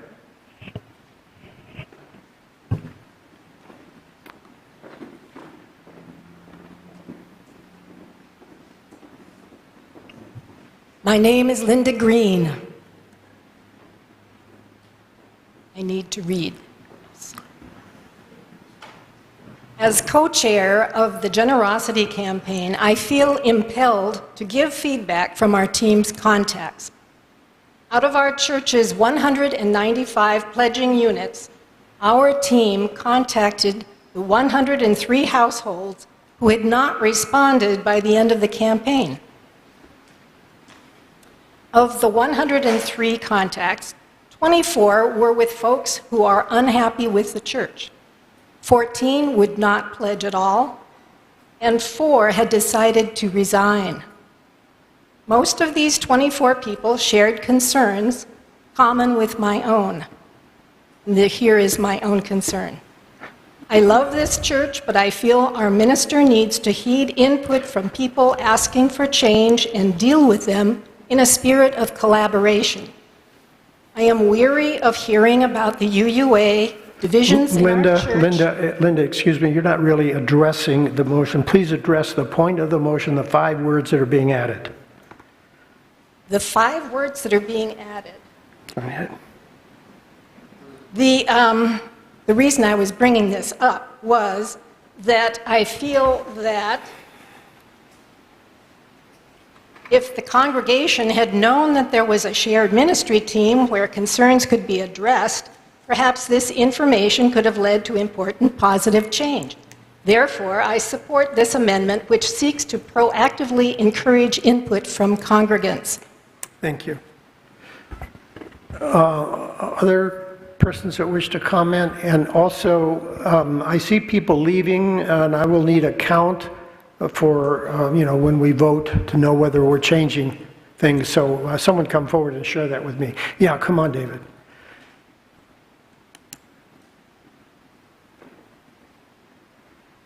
My name is David Eagle, and I support the motion, and I basically want to echo what Linda said. So thank you, Linda. Thank you for your brevity. Other persons that wish to comment on it?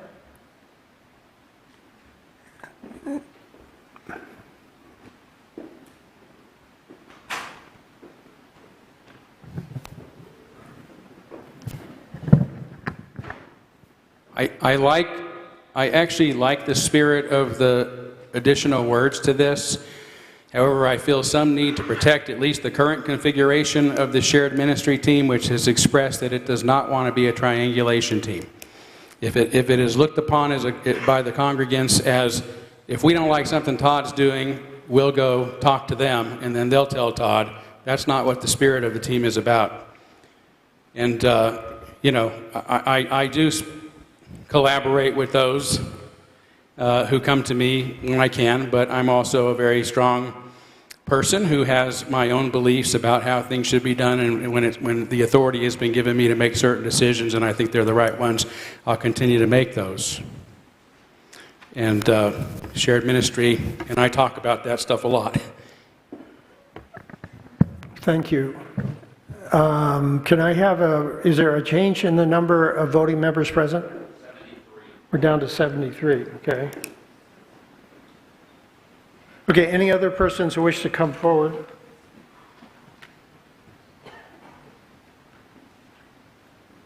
My name is Sue Stieritz, and I'm thinking this through as I walk up here. Having served on the interim team on ministry, which is now called the shared ministry team, I am in favor of this. I know there are people who do not feel comfortable for one reason or another coming forward and speaking to a figurehead, which in this case is our minister. And I would like to see them have an avenue of what would be felt a neutral place, and with the thought that they would share my words or my intent. I have an open relationship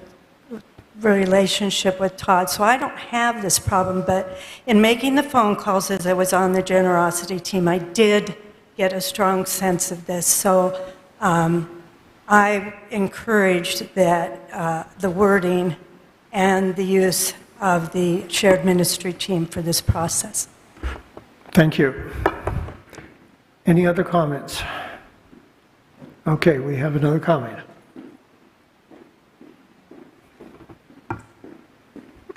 We're down to 25 minutes before the drop dead time. I won't use it all up. I'm Karen Dorn-Steele, and I support this amendment. I'm struck by the words of the Spokane Alliance. You know, we're members of the Spokane Alliance.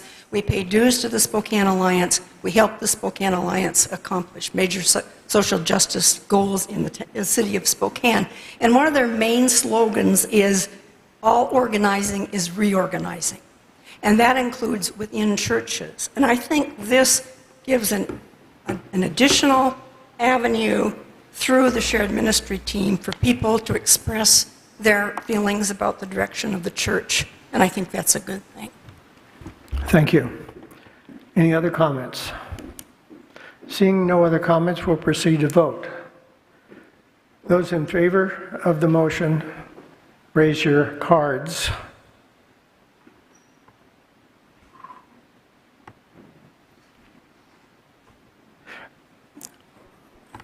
It looks to me like an overwhelming number. Let's put your cards down and have those against vote against and see where we're at. Those who are against the amendment.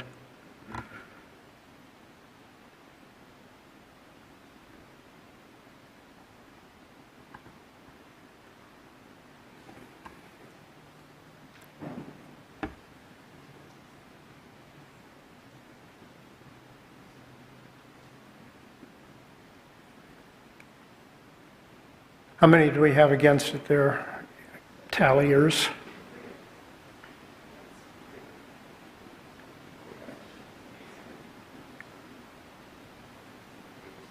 Had 8 against, and we had a total of 73 remaining, so the motion, the amendment is approved.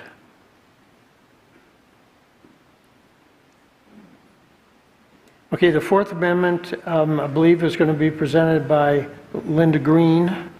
And you can come forward and read that motion into record. And it seems to be related to the Fifth Amendment also. So, feel free to mention the connection between the two if that helps explain it. That was just what I was going to do. Okay, let's lower that. My name is Linda Green. I move that we change the Article 8, Section 2 to read as follows. The operations team shall consist of the following: the senior minister, the operations manager, and 3 members of the congregation appointed by the board. UUCS staff members serving on the team shall cease their participation immediately upon no longer being employed. This amendment actually dovetails into the next proposed amendment change just because it makes it mandatory for this team to consist of 5 members, so that when voting on an issue, when consensus cannot be reached, the majority can be determined. Okay, do we have a second? We have a second. Okay, now we have discussion for and against. And you've kind of made your case, if you think you have. The only difference here is between changing it from 2 to 4 to make it 3. And just for clarification, whether it's 3 or 2 to 4, they're appointed by the board. These are members appointed by the board for the operations team, right? Yeah, okay. Comments? For and against? And this is just pertaining to the 3 versus 2 to 4, even though they're linked. Yes, I am in favor of this David, motion. My name is David Eagle, and I am in favor of this motion. And the reason is of its connection with the next motion. I am that the bylaws end up making it so that the minister has ultimate say over everything in the congregation. Not that he's necessarily using that. When I compared him with Trump, actually I was not comparing him with Trump. When we write the bylaws, what's that? No. When we write bylaws, we should not just write the bylaws for a current minister, we should write them for possible future ministers as well. And if we write the bylaws so that that future minister can basically control the church completely, that is a problem. Historically, congregational churches have been congregational churches because they didn't want bishops determining everything. That goes back to the Puritans and the Pilgrims, and actually our church came around from that. You probably know this, Todd. There were the new lights and the old lights, and that the old lights were the... David, would you please just focus on the 3 versus 2 to 4? Okay. Anyway, I'm in favor of that, this, so that we end up having a majority if we're going to let the congregational church or the congregation actually make decisions for the church rather than it being solely the decision of the minister. Thank you. Thank you, David. Other persons for and against? I'm Lynn Janishian, and I'm opposed to this amendment. Volunteers are really hard to come by. And immediately, if volunteers move, they resign, they make different decisions, they join other teams, they die, they quit, they do all different kinds of things. This amendment is written specifically for a concern that does not exist in our church, according to all of the things I tried to talk about as clearly as I could in my president's report today. A new minister who arrives to this church would have their own ministerial agreement, and we would start from scratch. So I'm deeply against this amendment because we would be out of conformity with our bylaws the minute one of the three chooses to move on. Thank you. Are 2 to there 4 other is comments great. people would like to come forward? For and against?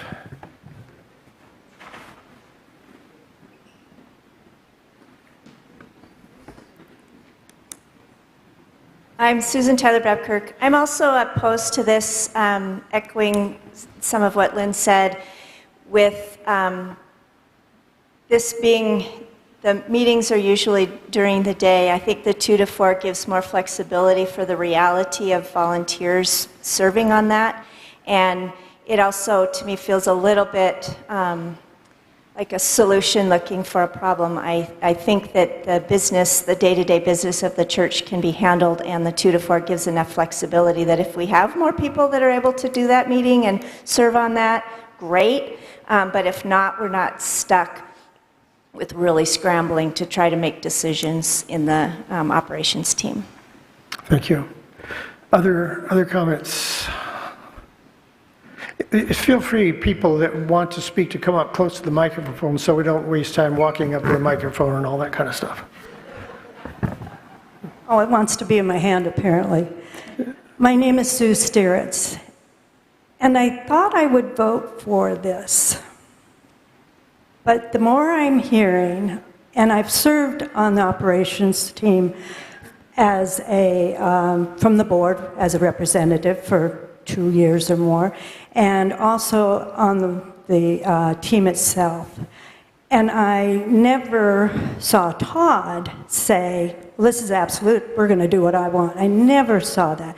And I understand, I think the thing that turned me was when Lynn said that if we got a new minister, it would start all over. So if this is in a bylaw, we don't change our bylaws necessarily right away when we get a new minister. So we would be stuck with this, and literally stuck if we lose one of those 5 people.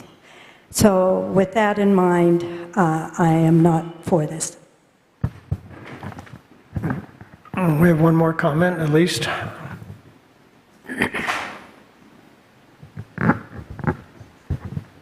Darrell Vanderlinden. I'm opposed to this amendment for one reason. That is primarily the operations team deals with the day-to-day operations of the church, like hiring somebody to plow the parking lot, hiring somebody to fix the refrigerator. This team, and Todd, as part of this team, does not have control over all the rest of the church. I just want to dispel that concept. So Todd being able to make decisions as the chief executive, as the person on this operation team, only pertains to what happens in the day-to-day operations, not the wider church. Thank you. Other comments? Before David comes forward, do we have any other comments? Okay, hold it, Todd. Come forward and state your point of question or point of order or point of information. And your name, please, David. My name's David Eagle, and I'm asking a point of order from somebody on the board, such as Darrell. And that is that he was talking about that, I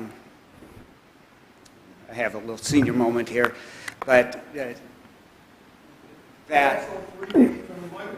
Yeah, get closer to okay. Those hard of hearing. Darrell, you had said that the decisions at the operations team are just mundane, and generally I agree with you.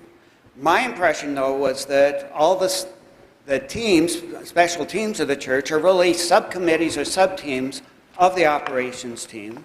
And if there are decisions that apply to them, the point of order question is, do those go through the operations team, or do they go through someplace else like the board? Thank you. Okay, you've asked for a point of order of clarification of the bylaws, and this is Tom Mosier. And let me find this section so we can see if we can clarify this. And a little bit of hesitation while I find the right section. Okay, I think we're talking about Article 8, Section 7, which reads, "The operations team shall decide whether to recognize/approve or reestablish as affiliated with UUCS a proposed or pre-existing team or group. The team shall not," referring to the operations team, "shall not appoint teams or members of teams as set forth," and then it lists several articles. "Any group or body recognized or approved by the team," that being the operations team, "with permission of the operations team any group or body recognized or approved by the operations team with permission of the team may establish its own rules, operations, or protocols."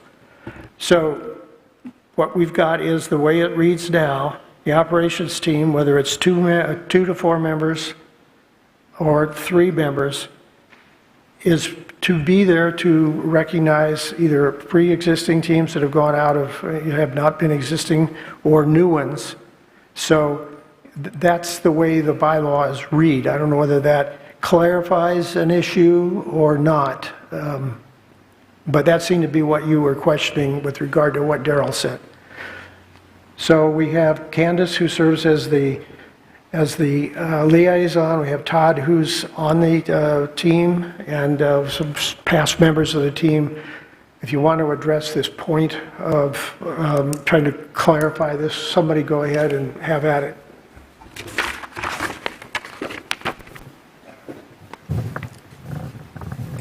As I think anybody on any team in the church knows, neither I or the operations team run your meetings. We do help if you come to us and say, can we possibly finance a project? Are there rules, are there boundaries that prevent us from doing so? We're there for that information, but the operations team it does not have subcommittees. And our teams are not subcommittees. So I'm glad you asked, David. That's a misnomer that is unsubstantiated in every way. Okay, I wanted to address the article real quickly. Okay. Because I am opposed to this. I'm not moving the microphone because this is not a simple change from between 2 and 4 to 3. The 3 is a setup for the next motion, which will basically make decisions around that the chief executive ultimately has the responsibility for an electoral process. And so they need 3 to offset. We need 3 to offset the number of votes. Right, so that it is a committee of members making staffing decisions, the decisions professional staff have been hired to make with input from members. So if this is changed and the next one is changed, it basically changes my role in the church. It violates, as far as I'm concerned, the new agreement that I recently signed with the board, and that's not going to work for me. And I don't think I'm going to be ready to sign another one so quickly. It would be very difficult to work in a church where I don't have the authority to carry out the responsibilities that you have called me to do. That's not fair. Thank you.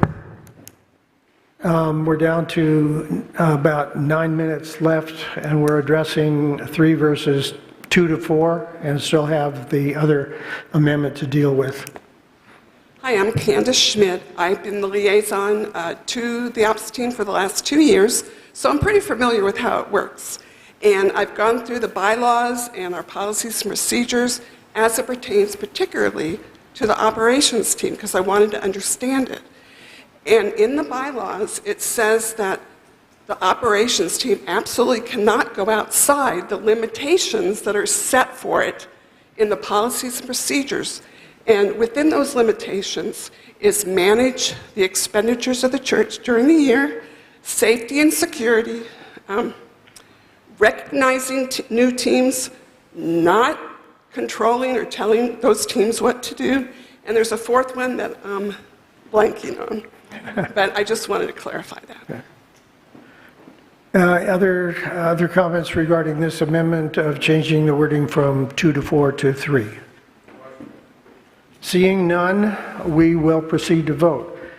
So those in favor of changing the wording from 2 to 4 to 3, please raise your red cards. 1, 2, 3, 4, 5.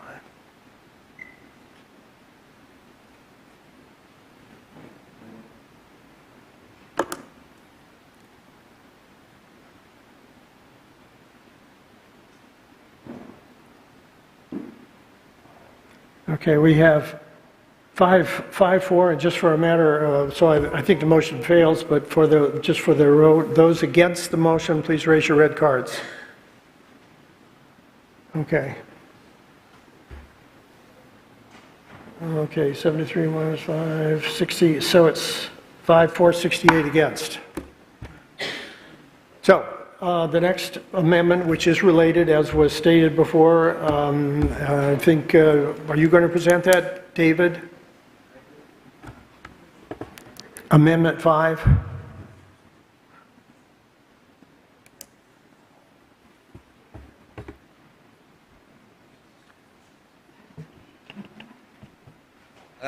My name's David Egan. I'll read the amendment, and there may be ignorance on my part, so I need to consult with Linda to see. Hopefully Linda will come up, or Linda, do you want to actually scrap the amendment based on the confusion we've had? If no amendments actually put on the floor, then we don't have anything to discuss. That's up to you guys. Can I have the liberty to at least say my concerns and then withdraw the amendment?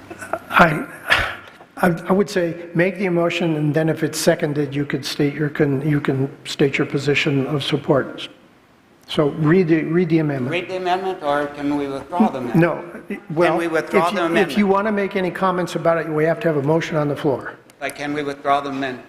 If you withdraw the amendment, then there is nothing to discuss, because there's no amendment on the floor. I'm going to do it so that I can at least discuss my concern. Okay. But I do recognize, based on what I was told, that I've got some ignorance here. Let me read that motion. Currently, what the article says is that if consensus cannot be reached, then the team shall accept the decision of the senior minister in his or her role as the chief executive. And what we were proposing is that instead of if the minister's decision, that we change that to majority rule, which is what happens in most other congregations. So just for clarification, the actual way the text read is the operations team shall make every effort to operate by consensus. In the event consensus can't be reached on an issue, the team shall accept the majority decision of the team rather than accept the decision of the minister as chief executive. That's right? correct. Okay, second to that motion? Okay, there's a second. So if you would like, David, you could address what your thinking is on this, because you made the motion. Okay. All right, my thinking was I am opposed. I have a handout, and if I'm allowed to pass that out, the handout talks about congregational churches historically. And congregational churches have not been where the minister has absolute control. Now, Todd actually talked as chief executive that he does have that control. And that's what I'd like to change. I do not see that as, I thought the avenue to do that was with the operations team, because the way it reads, I don't like the way it reads. I would prefer it, even for mundane issues, be majority rule. I think that's how we should have things more throughout the church. I am in favor of a church being controlled by the congregation, not the minister. Thank you. Thank you. Other comments, one way or the other? And we're getting down to the last few minutes here. We might even actually make this. We got one coming forward first. Mary Ann Winiford, I actually have a point of information. Okay. I think there is maybe some misunderstanding between what the operations team is responsible for and what the Board of Trustees is responsible for. My understanding is that the minister is accountable to the Board of Trustees. And so then it would be the Board of Trustees that sort of addressed what David was saying. They're the ones who would talk to Todd and put checks and balances on Todd. But I don't think we understand the difference between their areas of responsibility. So that's my part of information is what does the Board of Trustees do compared to the operations? Okay, that's a question I think it needs to really be addressed by someone from the board. The bylaws, attempt to make a distinction, and the bylaws are based on the concept of policy governance. So from that point, can you give your best shot at addressing that? I can read my words that I tried earlier to try to explain that. And this is Lynn I'm sorry, Lynn Janishian. Janishian, President of the Board of Trustees right now. And truly, guys, I'm learning this as I go also. Thank you. Thanks, Todd. So what I can do is assure you that the checks and balances are in place. The Board of Trustees has a person who is who goes to, or a liaison who goes to all of the operations team meetings and comes to every board meeting to talk about the decisions that were made at the operations team. The vast majority of the decisions of the operations team are just truly day-to-day basis, things that go on in a church that have to be made by day-to-day decisions. I know I'm not doing this really, I'm just flying here by the seat of my pants, but consensus, my understanding is that consensus is typically always reached for those decisions, if not 100% of the time, or maybe once in 10 years where that has not been done. If you hire somebody on in any organization as the chief executive to make ultimate decisions in an organization and then tell them they have no authority but can be overruled by a group of volunteers who are not elected by the congregation, you've got nothing. You've got a person who's got no authority to do anything ultimately when we need that to be done. And we've got certainly very committed volunteers here, very frequently committed volunteers, but they're not always present. What we have with the chief executive is somebody who is consistent, aware, understands the policies, the procedures, the bylaws, and how each of those things operate together. So I think there is clearly, and I really appreciate your honesty, David, about the ignorance that this bylaw proposal was created under.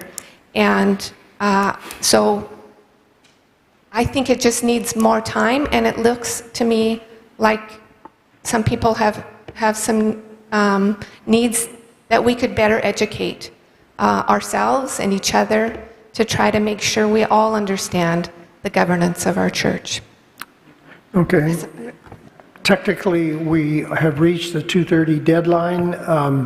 Can I just have a show of red cards that would like to continue long enough to end this amendment one way or another?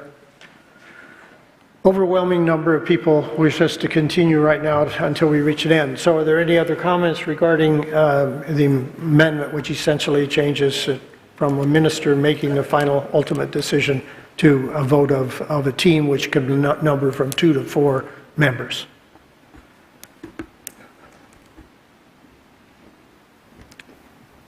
Again, my name is Dan Ekrit.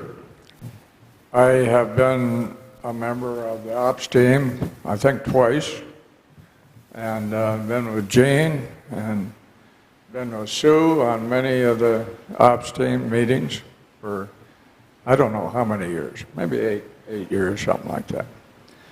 And I can tell you never once during those 8 years did I ever hear any dictatorship coming from Todd on an issue. We discussed the issues, and as somebody said, this is not the board, this is the ops team. The ops team runs the day-to-day business of the church. They do the little things. They work with Rebecca. Rebecca brings in the issues that may have come up during the last couple of weeks, and we went through those. We were not dictating at any time to any of the particular different groups around the church. There's no dictatorship involved in this thing. It's getting the business of the church done. And then the ops team really reports to the board, who was elected by you. And so I really don't understand this issue at all. And one other point, the number of companies I worked through in the country, I never have worked for one that didn't have a president or a CEO. They all had CEOs, they all had CFOs. They all had their staff that could work with that chief executive officer. And that's what we have here. So I really don't understand the problem that we're going through here and taking the minister out of the loop and saying you can't be part of that final decision, particularly in the ops team. Okay, that's it. One other comment?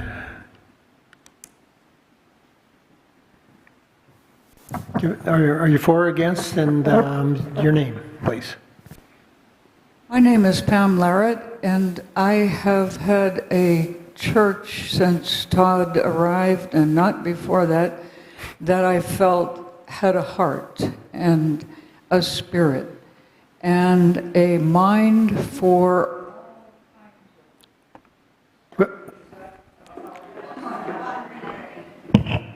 I think the battery's died. Max has given up. Almost time to go home then, huh? I would just like to be very brief and say that I have never, in my many years, had a leader that I could believe, trust, believe that he knew what he was doing, that had messages for us that were invaluable almost every Sunday. And so this kind of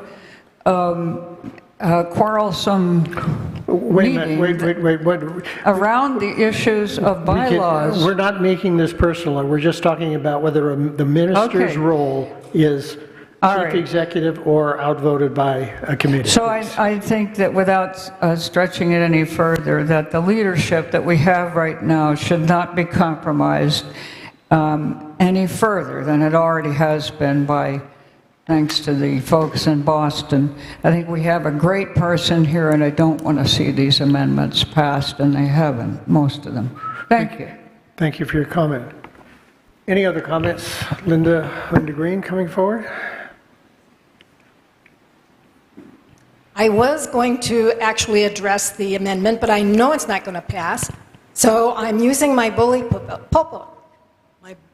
pulpit to say I want to commend our board, and specifically our board president, Lynn Janetian, for the cool-headed and compassionate way she approached this daunting task of gathering together information, distilling it, and being vulnerable to members who don't agree with her.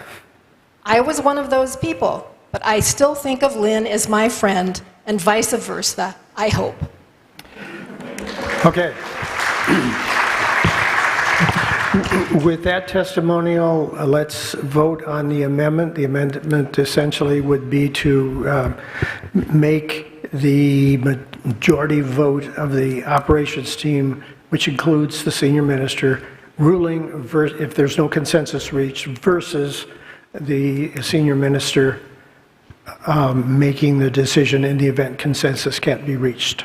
So those in favor of the motion to make it a majority rule, raise your red cards, please.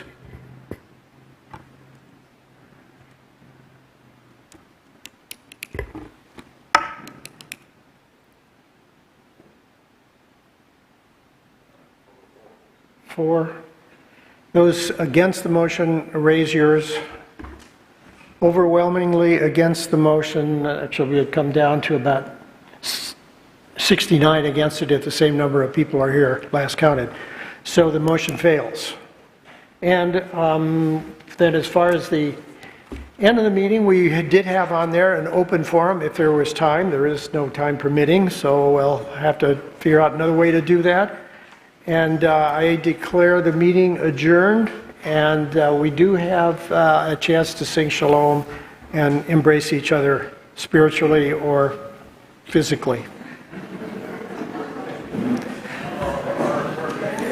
So here comes Deborah.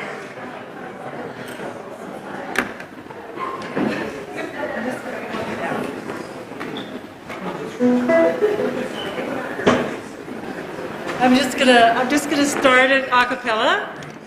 Here we go.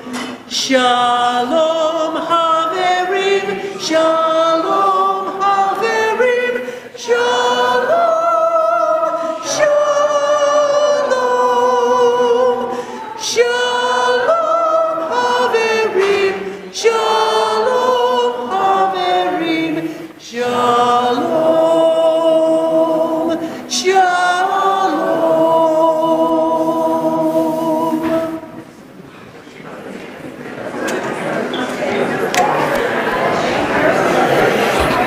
A big thank you from me, everybody.